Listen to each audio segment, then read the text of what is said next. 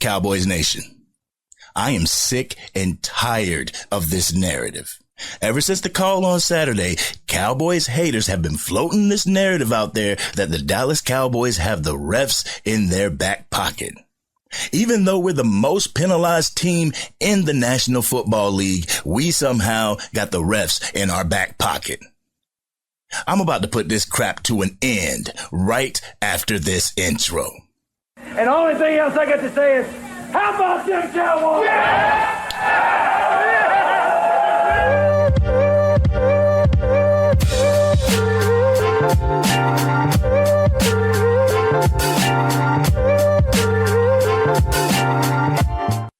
What's going on, Cowboy Nation and angry Cowboy fans around the world?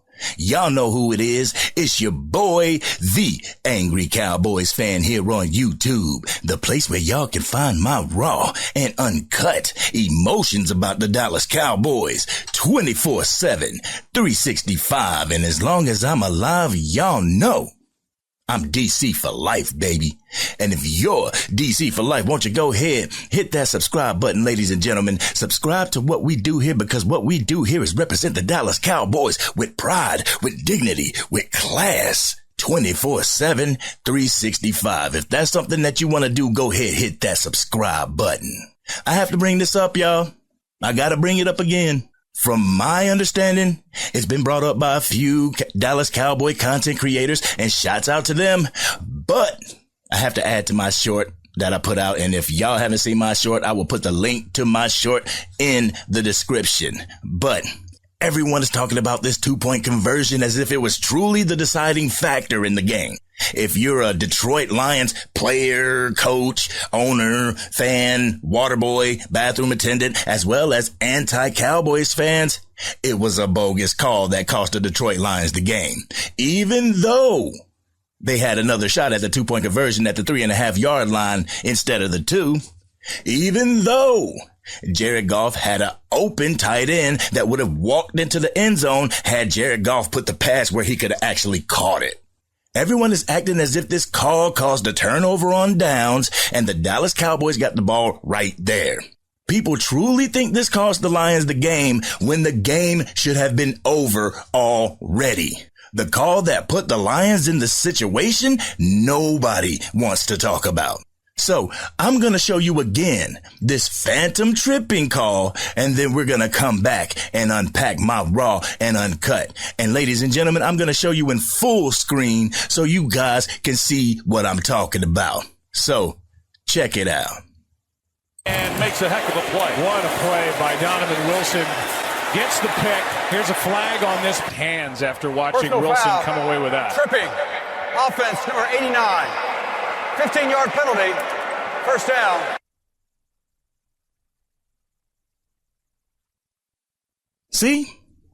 That was okay because it wasn't against the Dallas Cowboys.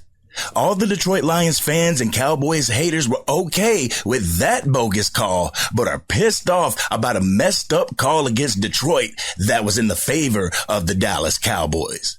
If that ain't contradiction, I don't know what is. This same ref who called the illegal touching called a phantom holding call on the Dallas Cowboys before the Lions even got the ball back. Where's the backlash for that? I believe the only analyst who mentioned the call was Richard Sherman. This phantom holding call put the Dallas Cowboys at 1st and 25 instead of 2nd and 4 on the Lions' 23-yard line, hitting the 2-minute warning. At that point in the game, the Lions had 2 timeouts remaining. All the Cowboys would have had done is run after the 2-minute warning, making them stop the clock, having 1 timeout remaining. Then we run another run. And then we get the first down and kneel the ball out. The Dallas Cowboys had been marching on the Detroit Lions the whole night. You don't think that we could have picked up a 2nd and 4? Come on now. Instead, Peyton Hendershot gets called for a bogus tripping call and sends the Dallas Cowboys back to the 44-yard line.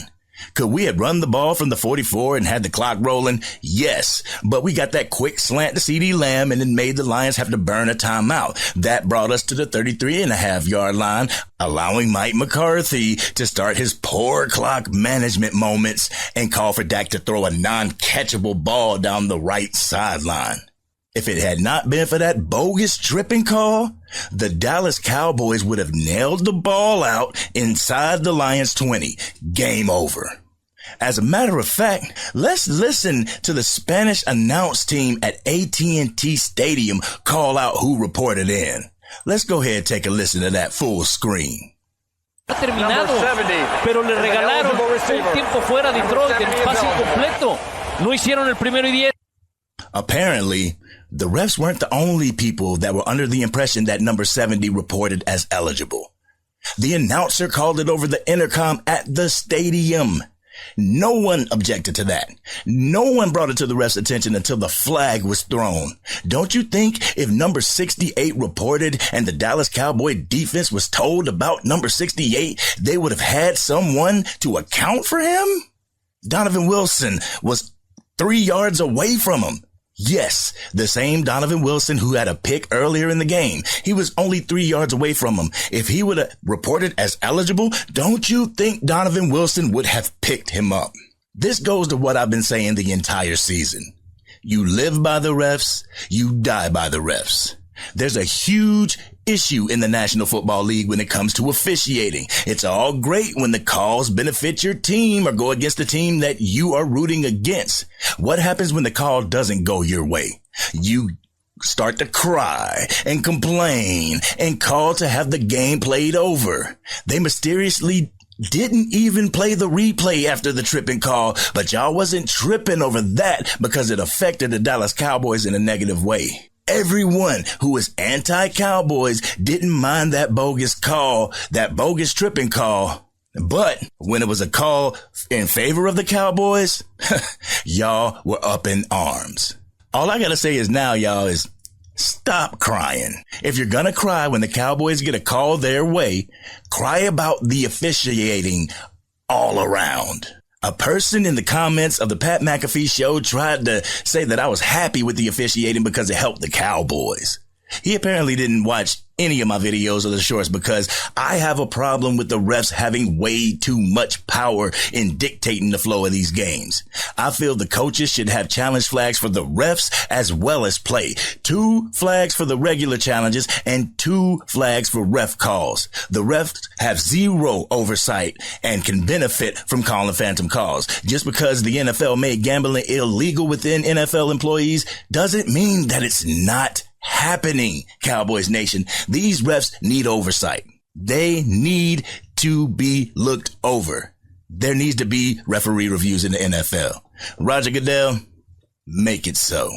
But for real, guys, this makes the NFL look super scripted, and I hate it. I hate it with every fiber of my being. It makes it look as if they have storylines in mind, and they call these crazy calls to fit their narrative. When they turn a blind eye to all these crazy calls, I've been saying this since I started this channel. The refs need to tighten up because your style of officiating is costing teams the game. This is not what I tune in for. This is not why we buy tickets for games. We expect the sport to be genuine and actually a damn sport. Not some WWE crap. If I wanted to tune into a male soap opera, I'd watch SmackDown. This is the National Football League. Allow football to be played and stop using these refs to dictate the flow of the game. Allow the better team to prevail without getting the refs' help, and you wouldn't have this type of situation in the NFL. The game is over, y'all. The NFL week is over. Unless you're going to do something about these refs and the high numbers of bogus and missed calls for every single team, don't complain when your team is on the receiving end of a bogus call. You live by the refs, you die by the refs. This has been your boy, the Angry Cowboys fan. What did you think about the game against the Lions? Do you feel that it would have been different hadn't Peyton Hendershot got a bogus tripping call? Let's have that conversation in the comment section. If you're new to the channel, consider subscribing to the channel. Hit that bell so you can stay up to date with the Angry Cowboys fan, but most importantly, the Dallas Cowboys. Come join the ACF family and let me know you're raw and uncut. Ladies and gentlemen, the Dallas Cowboys are now in the driver's seat of the NFC East, and we control our own destiny when we go to Washington to face the Commanders next week. Well, this coming week. So, make sure you guys got your towels out ready. If you're going to the game, make sure you are loud for our Dallas Cowboys. But most importantly, make sure you are DC for life. This is your boy, the Angry Cowboys fan. I'm out.